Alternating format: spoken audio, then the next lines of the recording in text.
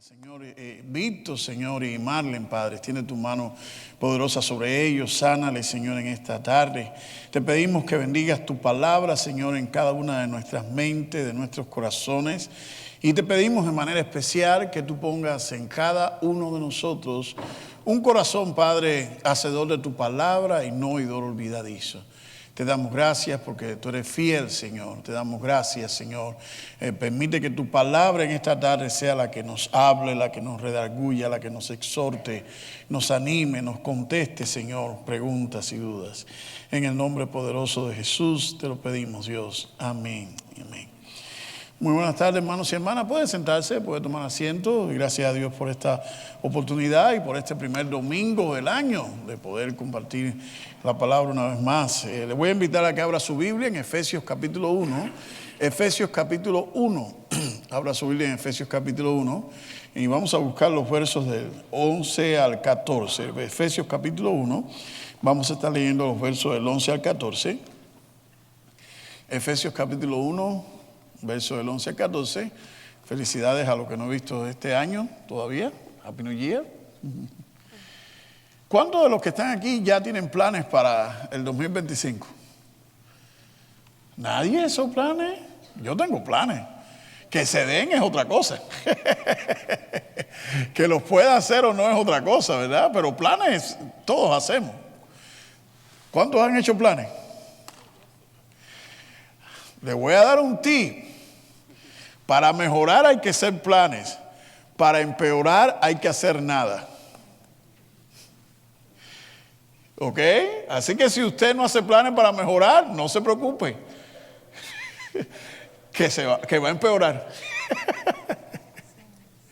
Sin hacer nada, sin esforzarse, sin hacer nada, porque esa es la ley de la vida, ¿verdad? Vamos desgastándonos con el tiempo. Ahora, si hacemos planes para mejorar, tomamos medidas, hacemos cambios, entonces, pero si no hacemos nada, pues bueno.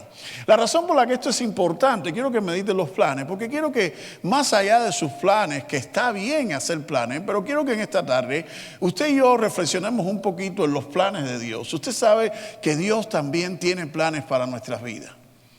¿Sí lo sabe o no? Ok, suena muy general. Yo sé que Dios tiene un plan para mi vida este año. ¿Usted sabe que Dios tiene un plan para su vida este año? ¿Sí o no? Y a veces los planes de Dios coinciden con los nuestros. Y a veces no. Por eso, cuando usted se hace el propósito de hacer algo, a veces Dios se lo permite. Y a veces no. No es porque su plan o el mío sea malo, es porque el de Dios es mejor. Mira, hermano, que tienes al lado, el plan de Dios es mejor. Así que cuando usted diga, bueno, voy a hacer esto si Dios quiere, no se enoje si Dios no quiere. Sí, porque todo el mundo dice, ay, voy primero Dios, si Dios quiere. Y cuando Dios no quiere, nos enojamos. Nos sentimos, nos molestamos. No. Si Dios no quiere, está bien. Y por eso debemos aprender a dar gracias a Dios por lo que nos da y por lo que no nos da. Y en esta tarde yo quiero comenzar, quiero compartir este tema con ustedes. Un plan que Dios tiene siempre bien elaborado. Efesios capítulo 1, verso del 11 al 14, él dice, en él asimismo participamos de la herencia. En él, en Cristo. Es muy importante entender que el apóstol Pablo está hablando de Cristo. En Cristo nosotros participamos de la herencia, pues fuimos predestinados conforme a los planes del que todo lo hace según el designio de su voluntad, a fin de que nosotros, los primeros en esperar en Cristo, alabemos su gloria.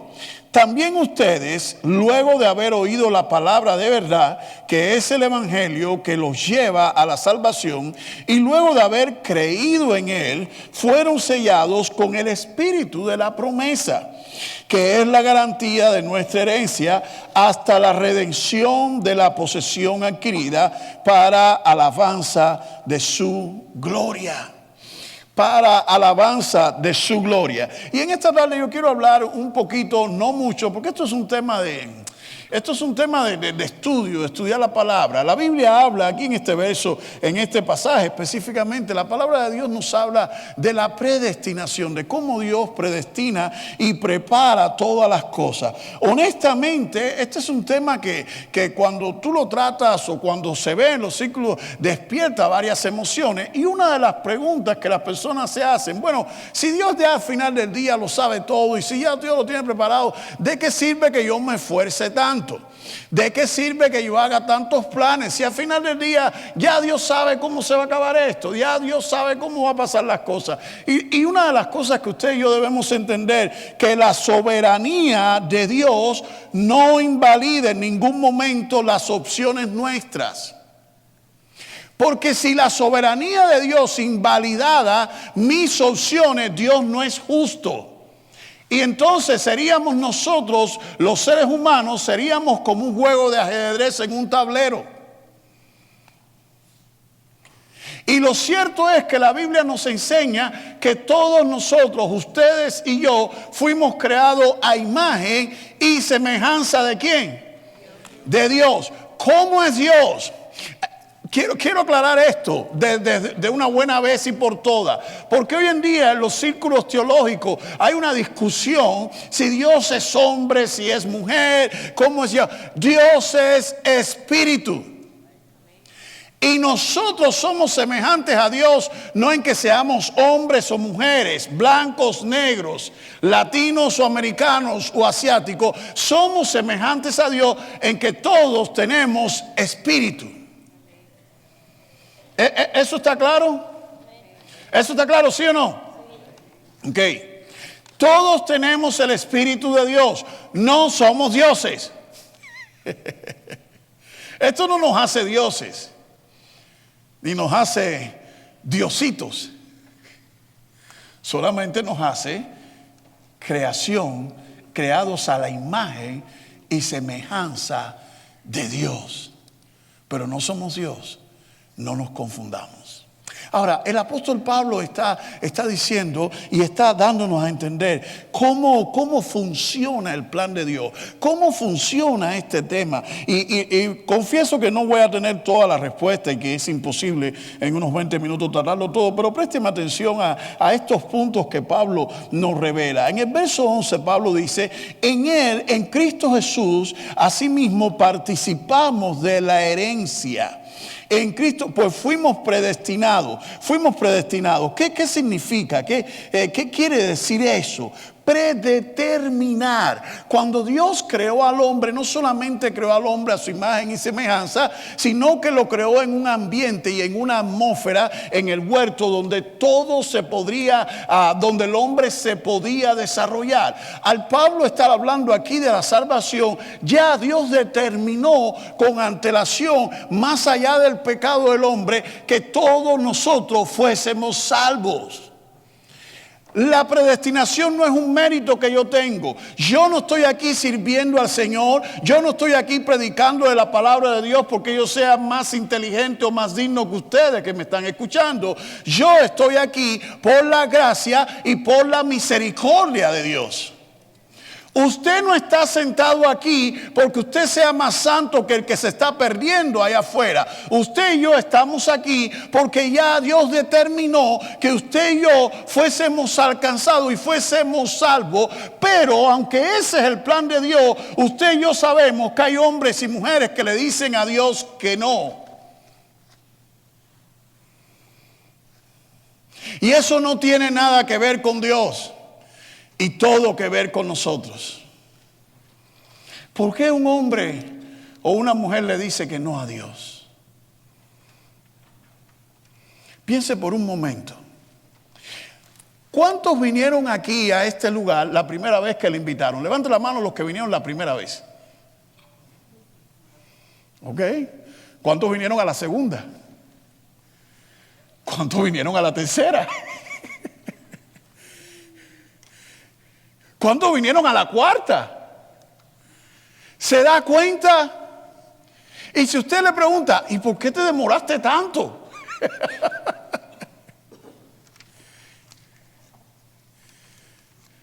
Y ahora servimos al Señor. ¿Por qué nos demoramos tanto? ¿Por qué nos tomamos más tiempo? ¿Por qué nos tomamos tanto tiempo para seguir al Señor?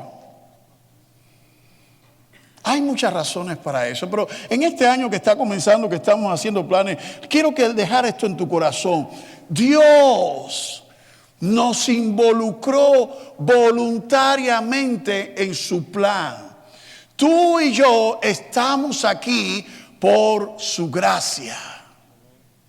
Porque Dios tiene un buen plan para tu vida. Lo voy a repetir otra vez. Y esto es muy importante. Porque hay creyentes o hay personas que se les hace más fácil confiar en el plan de ellos mismos que en el plan de Dios. Por muchos planes que tú y yo hagamos, siempre va a tener una deficiencia. Porque nuestros planes siempre son imperfectos. Nosotros los que son de mi país decimos, tenemos un dicho: si yo llego a saber, yo paro el tren. ¿Cómo es, Perico? ¿Quién era? Si yo llego a saber que el Perico era sordo, yo paro el tren. En otras palabras, si yo llego a saber que esto no iba a funcionar, yo no lo hago. Pero lo cierto es que usted y yo hacemos planes con las mejores intenciones y las personas nos salen de buenas a primeras con una cosa y tú dices, wow, ¿usted nunca ha confiado algo a alguien y le ha quedado mal? ¿Sí o no? Y usted le dice, mira, voy a confiarte esta tarea. Lo único que tienes que hacer es esta sencilla tarea. Y a la mera hora, no, que siempre no.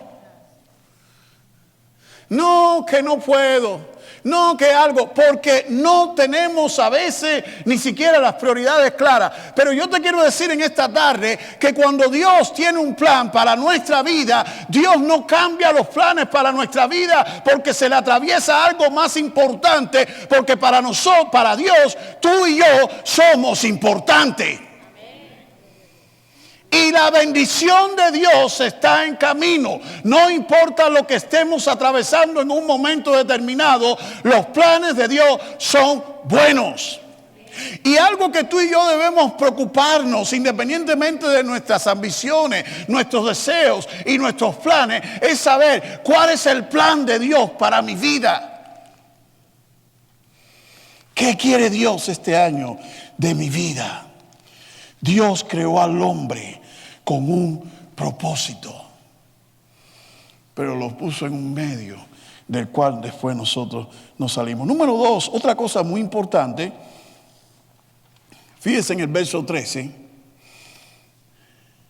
Dice Pablo, también ustedes, luego de haber oído la palabra de verdad, que es el evangelio, que los lleva a la salvación, y luego de haber creído con él, fueron sellados con el espíritu de la promesa. Fíjese este orden. Nosotros no disfrutamos todo tiene un orden. Hay que escuchar el evangelio, hay que aceptar el evangelio y después participamos de la herencia. Hay que aceptar a Cristo y después se participa de la herencia. Hay que recibir a Cristo y después somos parte de la herencia. El alcance de Dios es para todo. Pero la única manera de llegar a ser parte de la familia es cuando aceptamos. Hay muchas veces queremos tener los beneficios sin tener el compromiso. No necesitamos a Cristo. Hay personas que creen que Dios es bueno, Dios le va a dar todo lo que lo pida, no hay nada de malo en Dios en eso. Pero Dios, en Hechos 17:30, la palabra del Señor dice: habiendo pasado por alto los tiempos de la ignorancia, Dios declara a todos los hombres en todas partes que se arrepientan. Mi hijo lo mandé a morir por todo el mundo. Y Dios pasa por alto. Dios quiere que todo el mundo se arrepienta de sus pecados y busque de un Dios vivo. Hermano, no le restemos importancia al Evangelio de Cristo. No le restemos importancia a nuestra vida, a nuestro crecimiento, a nuestra madurez espiritual. Empiece, hoy estamos apenas a 5. Si no lo tiene todavía, vaya a la página web y empiece a leer su Biblia. Hay un plan para leer su Biblia. Lea su Biblia todos los días. Démosle importancia a nuestro desarrollo y a nuestro crecimiento espiritual. Propongámonos ser hoy, este año, un mejor creyente que el que fui el año pasado. Propongámonos ser un mejor esposo, una mejor esposa, un mejor padre, un mejor hijo. Y todo esto se logra solo con Cristo. Porque lo cierto es que usted y yo, de donde venimos, tenemos muchos traumas y muchas marcas negativas. Pero cuando nosotros ponemos nuestra vida y la enfocamos alrededor de Cristo y alrededor de su evangelio, alrededor de su buena noticia, todo cambia. Cuando los discípulos le pidieron a Jesús, enséñanos a orar, Jesús le decía en la oración modelo del Padre Nuestro: venga tu reino y hágase tu voluntad, como se hace en el cielo, así también en la tierra. La voluntad que debe rodear nuestra vida no son nuestros sueños, nuestras metas y nuestros antojos. Dios no debe hacer nuestra voluntad aquí en la tierra y después que se cumpla en el cielo. La voluntad que se debe hacer en mi vida es la voluntad de Dios. La voluntad de Dios, lo que el Padre desea, lo que Él quiere para mí. Cuando mi vida se guía, cuando yo camino de acuerdo a la voluntad del Padre, las cosas funcionan mejor. Eso es parte del plan de Dios. Nuestra salvación es un plan que ha sido predeterminado por Dios. Y ahora la pregunta es, ¿para qué? ¿Por qué? ¿Por qué es importante entender que nuestra salvación es un plan de Dios? ¿Por qué es importante? Es importante entender que, bueno, yo hasta que tenía 14 años, a mí me llevaban a la iglesia, hasta los 14. Me llevaban. Ya después de los 15 yo tuve mi experiencia con el Señor y ya nadie me lleva. Yo conozco gente de 40 años que todavía los traen a la iglesia. Tienes 40, 50 y todavía hay que arrastrarte.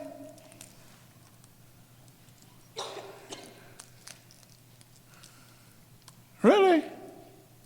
Me recuerda la historia, creo que les he dicho otras veces, del hombre que se levantó en la mañana y decía: mamá, no quiero ir a esa escuela.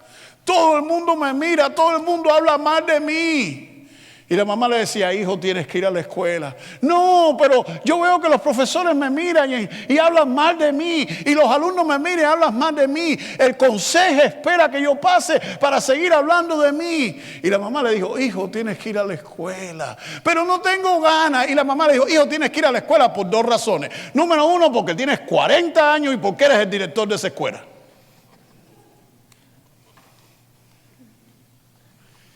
Y hay creyentes que son como esa persona.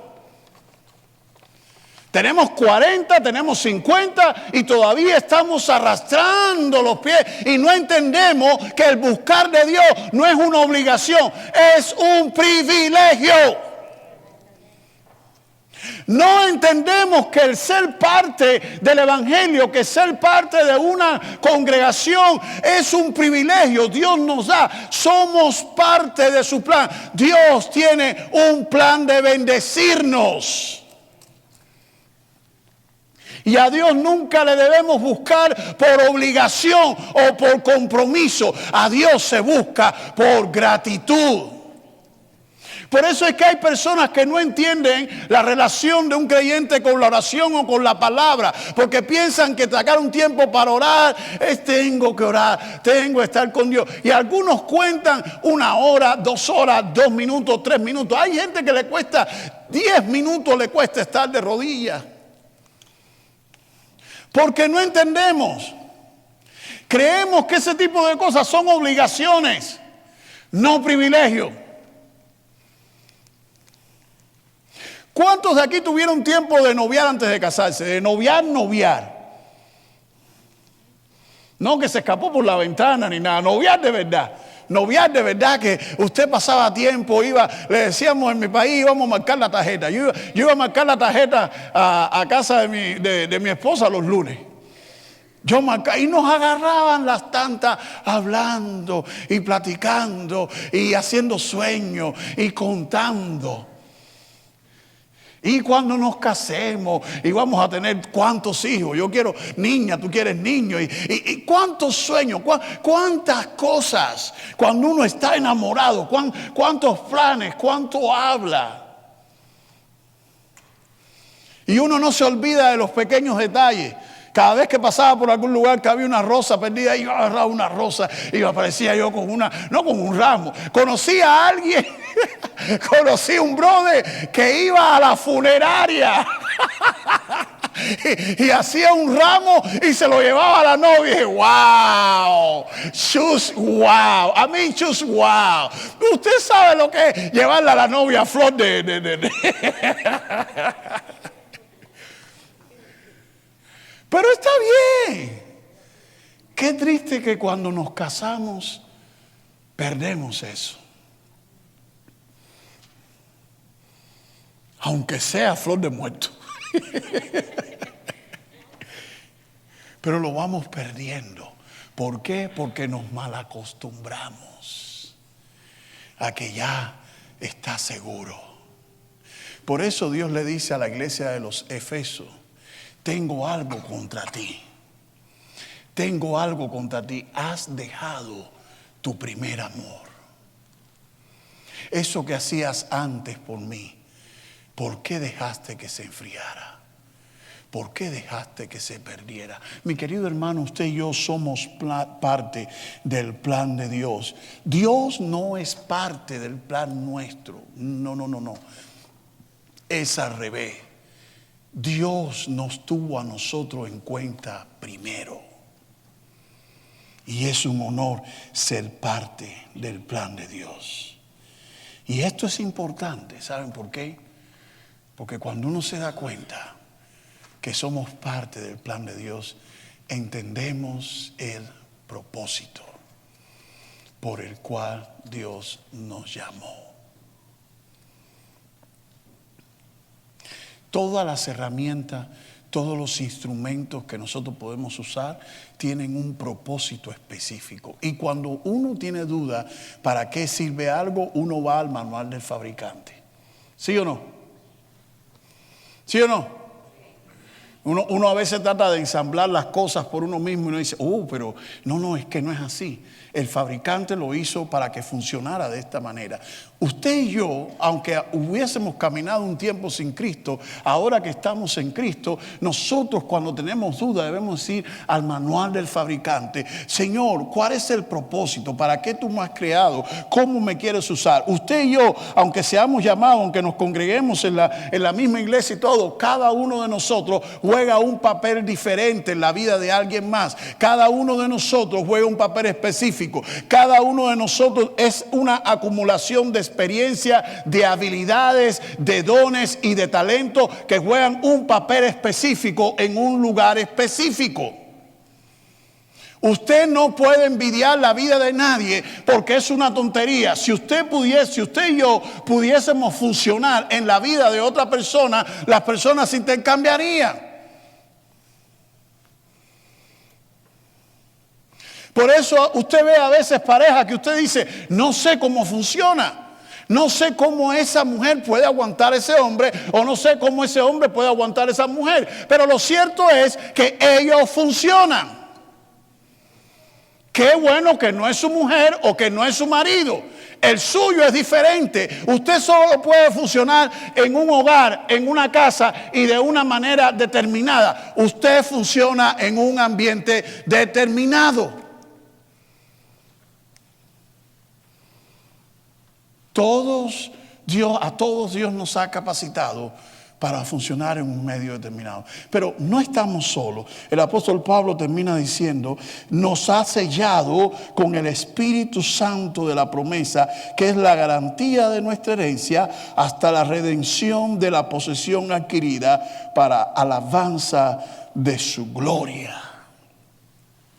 Fuimos sellados con el Espíritu Santo de Dios de la promesa. Decíamos al principio que cada uno de nosotros somos semejantes a Dios porque cada uno de nosotros tiene espíritu. Y el espíritu es lo que nos hace vivir. Pero cuando usted y yo venimos a Cristo, viene a vivir en nuestro espíritu el Espíritu Santo de Dios. Y ese Espíritu Santo de Dios es el que nos hace ver la vida diferente, es el que da un nuevo aliento diferente y es un espíritu que está trabajando en nosotros. Váyase un momentico a Romanos 8, verso del 16 al 17. Romanos 8, verso del 16 al 17.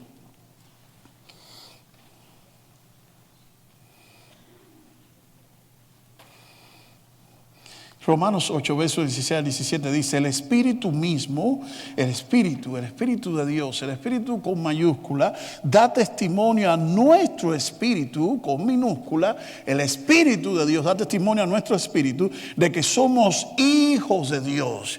Y si somos hijos, somos también herederos de Dios y coherederos con Cristo, si es que padecemos juntamente con Él, para que juntamente con Él seamos glorificados. Hermano, yo no sé lo que va a pasar en su vida en este año. No sé todas las victorias o todos los desafíos que va a tener. Pero sí quiero que se quede con esto en su corazón. Independientemente de los desafíos o de las victorias, que no se le suba demasiado a la cabeza las victorias y que no se le haga perder el piso los desafíos que usted enfrente. Sobre todas las cosas recuerde algo. Usted permita que el Espíritu Santo de Dios le dé testimonio. Y cuando algo en su vida no funcione, en los días más difíciles, donde usted sienta su moral por el piso, usted mírese en el espejo y usted escuche al Espíritu Santo de Dios hablarle. El problema es que nosotros no aprendemos a escuchar la voz del Espíritu en nuestro corazón. Por eso es que necesitamos tanto la voz de otras personas. Pero nunca sustituya la voz de Dios por la voz de los hombres. Porque los mismos hombres que un día te halagan, mañana te destruyen.